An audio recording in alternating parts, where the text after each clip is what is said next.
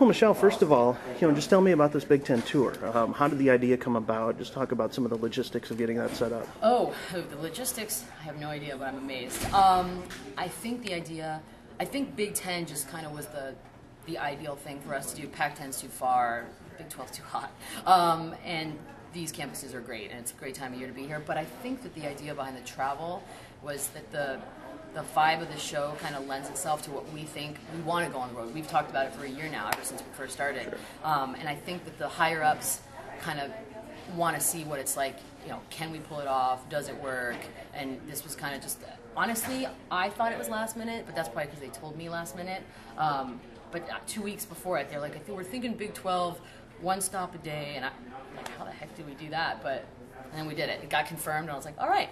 Going on the road. Has it been easier, and I know you've only had the one stop in Madison yesterday, but has it been easier to replicate that atmosphere you guys have in the studio with a live audience? It's better. The live audience, we strive to have a live audience in Bristol, but not a lot of pedestrian traffic through Bristol, Connecticut, if you'd shocked by that. So much better. I mean, we lose elements, like the technology and the fancy stuff, obviously, but it more than makes up for anything that we can do technology-wise with the energy that we got yesterday. I mean, Colin, I know, turns it on. He just feeds off that stuff. So for me, it just makes the show more fun. How do you guys try to cultivate that atmosphere when you're in the studio? Well, we have a weird cast and crew of characters, and if you ever watch the show, you can randomly hear them yelling things out. It's at times it's literally like 3 people, or we get we have days when tour groups come in that they'll come and watch the show, and we encourage them to be loud. It's different than the other shows on campus in that we don't care if you're talking, and we're not going to shush you and do whatever you want. So we try to always keep it loose because it's just not as fun without that. Your background, it's not, I guess, what people would call the conventional way to get to ESPN, yeah. but all the different things that you've done, do you think that they've prepared you for a show like this? Yeah, you know what? That's a good question. I think they have, in that it's different every day, so I'm ready for that. And I have done some goofy stuff on camera on my little trip to ESPN, so I've learned to take it all with a grain of salt, and nothing's that embarrassing, so I'll pretty much try anything once. Gotcha. What would be the thing that people are surprised by most that is on your resume? Oh, ew. Animal Planet, the rodeo tour? Yeah, Animal Planet, I think just the words might be weird, but the actual show itself was pretty simple. I mean, it was like a studio show, so it wasn't too weird.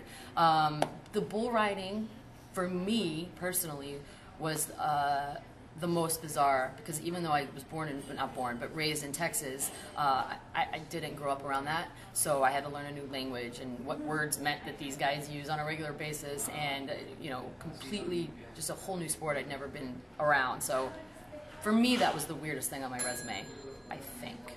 I have to think about that, actually. There's some weird stuff on there. With all the stops that you've had, SportsNation's been going for about 15 months now. Yeah. Does it feel different to have that, I guess you'd call it, stability? For me, yeah, I have been a part of a lot of projects with big dreams that, one season and we're done. So that also helps, because then you don't put too much hope, so you don't get crushed. You get crushed early on, then you learn to be cynical. But yeah, I do. It feels like, from the feedback that we're getting, that they like us, so we hopefully will be around for a little while. Colin and I might outgrow it, because we're going to get old and they're going to say we don't relate anymore, but I hope, for the sake of everyone, that they keep evolving the show and make it, whatever it's going to end up being. Did you expect or ever think that it would be this popular this fast? No. No, again, it goes back to that whole, you have big dreams when you start a new thing, and you have to temper that and say, this could fail, and we could be on the air literally for 10 episodes, and then they say, nah, it's not working. So I had no idea. I am happy. I think things like Twitter and the internet, all that stuff, it makes this show happen, because I see it every day, and I read what people say, negative or positive, and it's amazing to me how many people care. So you think the show's coming along at the perfect time with all the technology things that are going on? I think so, and I think the fact that crew in there and everyone we left behind, that they're so kind of young and hip and they know what's going on. It helps. Like they know. If I was in charge of producing a show like this, there's no way. I'm so half a step behind all this stuff, and even then, I don't always embrace it fully. So they help a lot, and yeah, Twitter's weird. I was so against it at the beginning, but I watch it every day, and I'm like, it's a bizarre little animal. I love it. It is. It is. It's very weird. I'm on there too, and I can attest to that. We get our news so fast now. It's shocking. Yeah, it's just different. It's completely different. Talk about the management or the support you've got from ESPN. Have they kind of let you guys have some autonomy to do whatever you need to do with the show? Yes, so many suits, we call them suits, they'll tell you, oh, we're thinking outside of the box and we're going to give you all this freedom, and they never mean it. And, you get there and they wrangle you in and it looks like everything else. We still talk about, they have really let us kind of go. We are, when we're on campus, everyone's in a big newsroom, so we're next to Bob Lee over here and SportsCenter's prepping over here, and we're like the loud kids over here that just laugh at ridiculousness, and we're watching weird videos all day, and it's just not the same, and they haven't stopped that. I mean, we've taken some chances. I think maybe once they were like, I don't know, but they've really let us go, which is, ESPN's a little conservative sometimes, and I get that, and it's kind of nice that they're letting us try new things. Gotcha. Talk about, what the show has done for you personally. How has this newfound, I guess, fame would be the word for it. I know that's a scary word, but this newfound fame, how has that changed your life on a day-to-day basis? Oh, not at all. I mean, it's, I had to move to Connecticut. I don't know if I'll ever get used to that. I'm trying, but other than that, really nothing. It's given me a place to be every single day from 9 to 5. My lifestyle's changed. When you do NBA, it's a different schedule, and you have weird days off. This has been like actually 6 days a week now. It's Saturday, but it's like a real job. Like every day I have to be somewhere. But as far as like anything else, nothing. I did Letterman, which obviously was huge for me, but that's about it. What's the, you hear stories all the time about people like you go on the road, people ask you to leave a voicemail for somebody or that kind of thing. What's the craziest thing a fan has ever asked from you? Yesterday, well, it's our real first time out. Like, a lot of cool signs, a lot of proposals.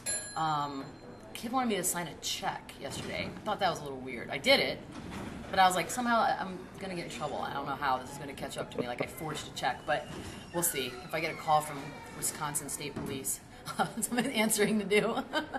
Maybe that was just all he had on him for you to sign. He asked like a few times. I was like, ah, ha, ha, and then he kept asking. I was like, you really want me to sign a personal check? That's weird, but okay. All right. Even in 2010, we've come a long way, but female sports celebrities, they're still a rare breed. Have you and Erin Andrews, everybody knows what happened to her, have you guys talked at all about the negatives of some of this stuff? No. I've really only spoken to Erin not that much, to be honest with you. It's funny, we have a big ESPN's launching like a big women's kind of movement next week, actually in San Diego for 3 days, and I and Hannah Storm and Sage Steele are all emceeing the event, kind of hosting whatever. That might be probably where we talk about it the most. It's weird. That's a weird thing. I mean, you never want that to happen. It sucks. I mean, basically it sucks. But you live safely. I mean, I'm 34 years old. I've taken care of myself for a while, so we just kind of follow those rules and hope for the best. In a situation like that, who could have known? Yeah. What's next for Michelle Beadle? What do you want to ride the SportsNation train as long as it goes, or what? I want to get out of here as soon as possible. I can't stand these people. I have no idea. Like the reason why I love this whole TV experience so far is I've kind of taken basically every job offered, but just try everything once. So I don't know. I like to see how far this goes. Late night. Who knows? Somewhere where they'll let me curse. That would be nice. I have no idea. Soap operas. Maybe I'll do that. No idea. Maybe I'll retire and just open up a dog refuge. It's an idea. That's the dream. It's an idea. All right. Thank you.